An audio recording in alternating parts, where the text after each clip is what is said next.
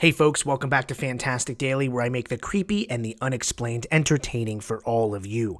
And tonight's video, this is a bit of a crossover with my new podcast series. If you haven't checked out the Fantastic Daily podcast yet, you definitely should, because I recently interviewed Michael, the guy documenting the strange bright light UFO that appears over his town every single night. You're going to hear some of that interview here, but on the podcast I have over 30 minutes of extra discussion about him, including details around his claims that he may live in another dimension, one where the United States has 54 states, and in some ways they are dramatically less advanced than the world we come from, which may actually explain why a UFO can float over his town unchallenged for months. So, links to that podcast are below. iPhone, Android, Spotify, the Fantastic Daily podcast is everywhere, so go get it. Trust me, you'll enjoy it. Now tonight, I'm going to try to get us all up to speed as to what's been happening in the world of the Binary Moon Twitter account. If you've missed my previous video about it, you should probably start there, but basically, Binary Moon is a Twitter account controlled by a guy that claims a UFO floats over his town every single night and is now controlling people who live in it. His story is wild, it's spooky, and surprisingly emotional, and, I suspect, fictional. I believe that this is a creepy story made for our entertainment and that it's not really happening. Reasonable people can disagree on this topic, but I look at this like it's a horror movie. It's kind of like The Walking Dead. I enjoy it. I talk about it with fans, and we work up theories and have fun talking about it, but I'm not convinced it's real. And ultimately, who cares, because it's ridiculously entertaining. So since I started following Binary Moon, a few key events have occurred. Michael was abducted by a bright light floating over his car during one of my live streams.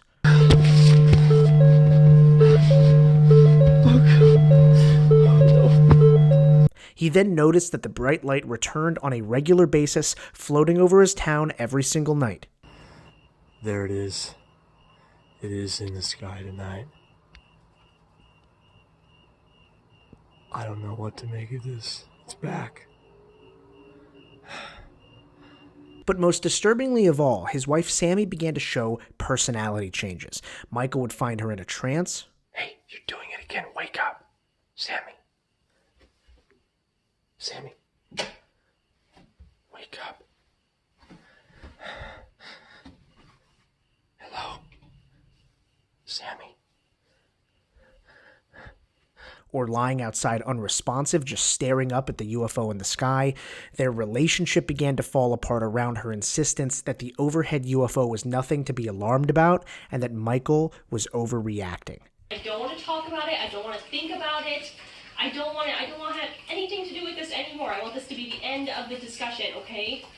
I was just wondering what was going on with you last night. That's it. That's all. You are obsessed with this.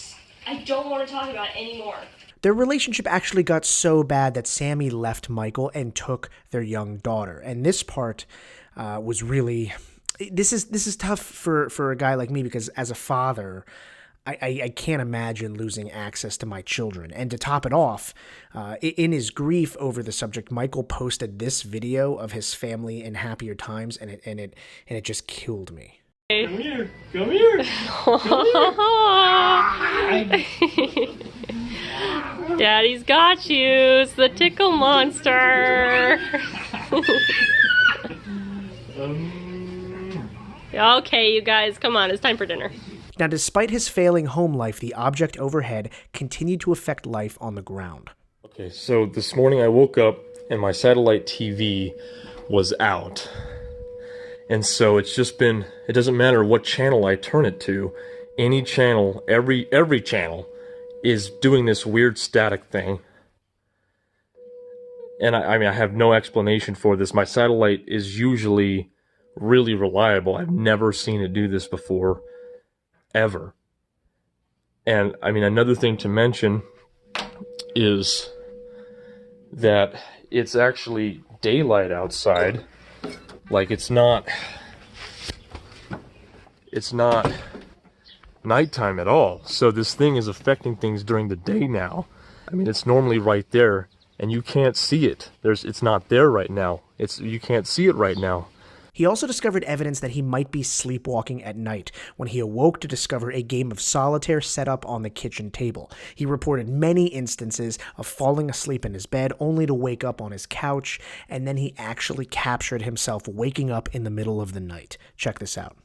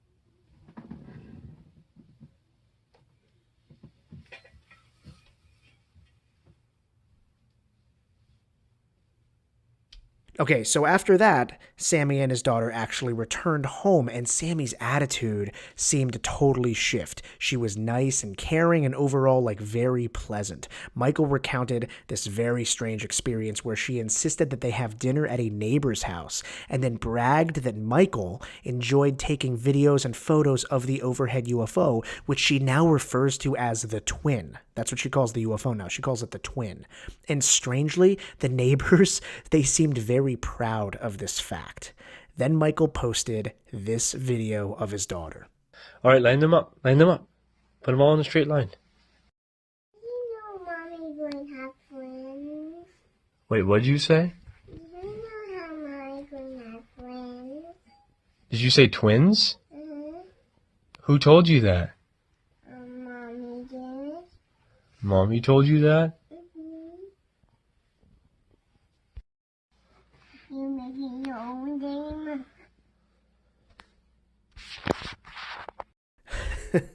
Okay, so that is very creepy. But what happens next is downright disturbing. Michael comes home to see the twin floating above his home, and his wife is outside performing some type of ritual that she calls an offering, which results in the disappearance of their daughter. Now, I am not going to show that video because it's a little too disturbing, and again, this is all just fictional, but instead, let's just cut to the aftermath. Michael, you're not filing a missing persons report. Where did London go? She's fine. Where'd she go? She's fine. She's with the twin. She's okay. Okay. What does that even mean, What are Sammy? you doing? Are you using this for your Twitter? Are you filming for your Twitter now? I'm You know what? I'm Get out. Get out. I I'm want you to get documenting. out. Oh, what? You have our neighbors? You have our neighbors now. I want you to get out. You crazy?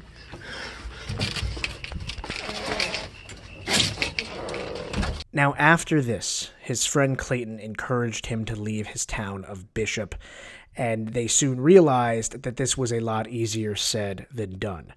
On the edges of his town, there are roaming groups of people that seem intent on blocking anybody's ability to leave. And even weirder, they claim to serve the twin. So this is where I caught up with Michael. We set up a time to chat on Discord, and I recorded the conversation last week.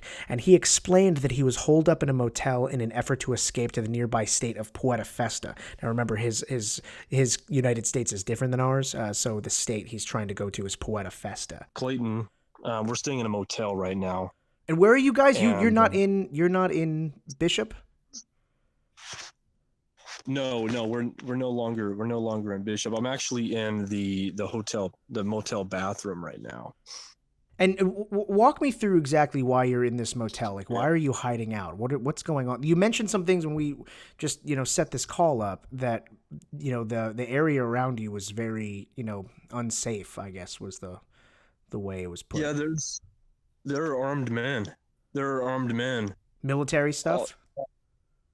They're not, I wouldn't say they're not military. They look like, your average Joes that grabbed their guns out of their closet and took to the streets. They're not very personable. I can tell you that. And I have heard many of them speaking about the twin.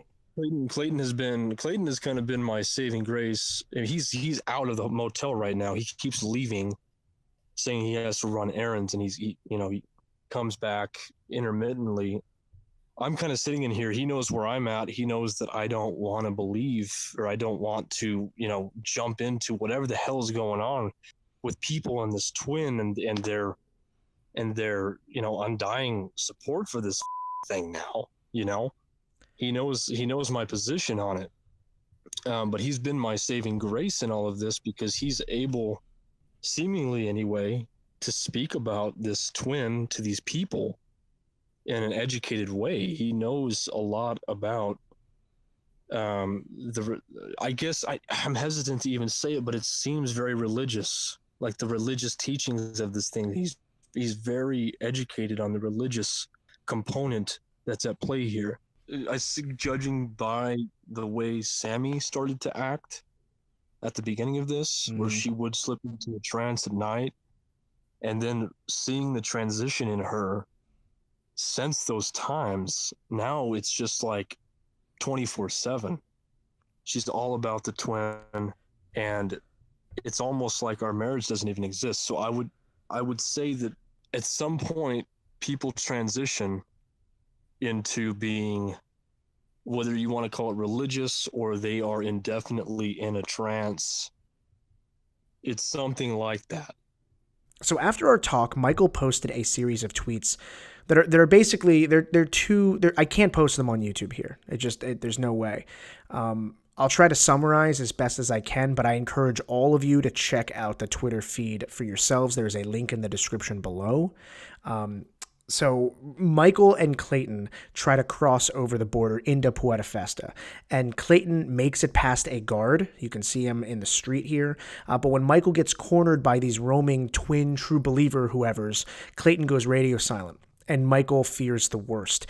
And in a last-ditch attempt to escape, we get this final tweet on August 20th. Mandatory public statement.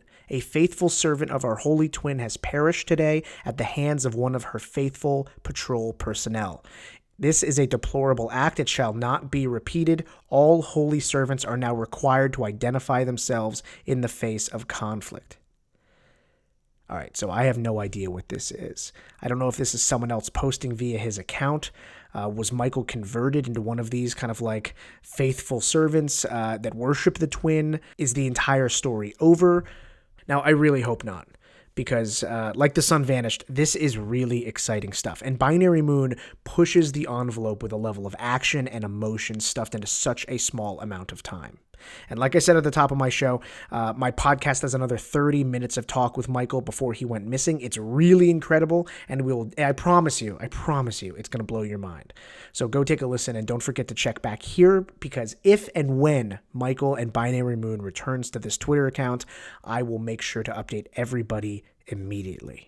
That is all for me today, folks, but remember, if you liked this video, make sure to slam that like button, and if you're new here, make sure to subscribe and turn notifications on so you never miss any of my videos. And don't forget, you can follow me on all the social sites, Facebook, Twitter, Instagram, pick your poison. You can say hi, or you can send me your evidence and stories. I would love to hear from you, and you can also call me on the Fantastic Daily phone line. You can leave me a comment, a question, or a story, and I will play it for the entire Fantastic Daily audience. And I will see you all tomorrow. And remember, folks, stay skeptical.